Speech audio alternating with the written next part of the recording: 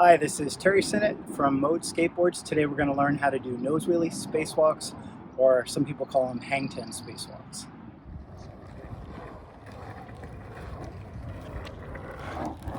I had a hard time learning this trick and I gave up on it at first.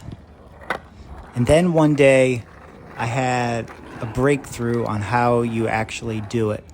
And I'll get to that a little bit later in the video after I go through some of the foot positioning and what your body's actually doing. Foot positioning on this trick is very important.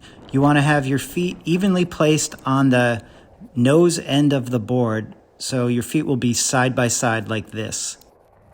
And before learning this trick, you want to make sure you can do standard nose wheelies in a straight line with your feet in that position.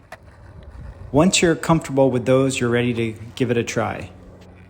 You can start this trick by carving to either side. I always like to start by carving to the right and then to the left. This is the way I tend to do it, but I can also start from the other side. It's just a matter of personal preference. And when I say I start by going to the right, it's not a full turn to the right. As you can see, it's a subtle little turn.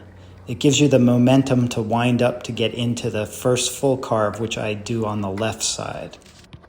I first saw this trick in the video that actually got me interested in freestyle. It's the 1985 Del Mar Spring Fling contest. And about halfway through his run, Per Wellander does a really nice Nosewheelie Spacewalk.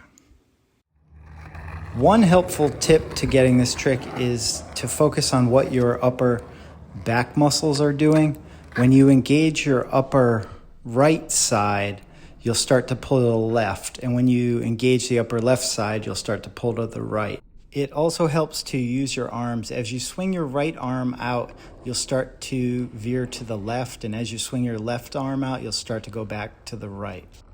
Now let's get to the breakthrough that I had mentioned, because learning this trick had involved lots of starts and stops.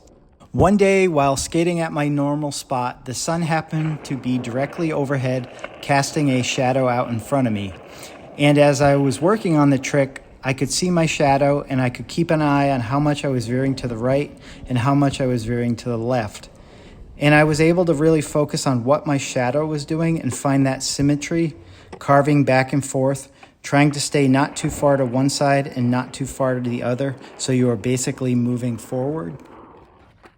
Now, if you can't see your shadow, you can also use any kind of painted line on the ground, like on a basketball court. Both the line and the shadow help keep you on course, moving forward and carving back and forth evenly side to side. If you have trouble with the carve, you might want to try to loosen your front truck a little bit. Usually if I have my trucks too tight, it just needs to be dialed back maybe about a quarter turn. And that's really it with this trick.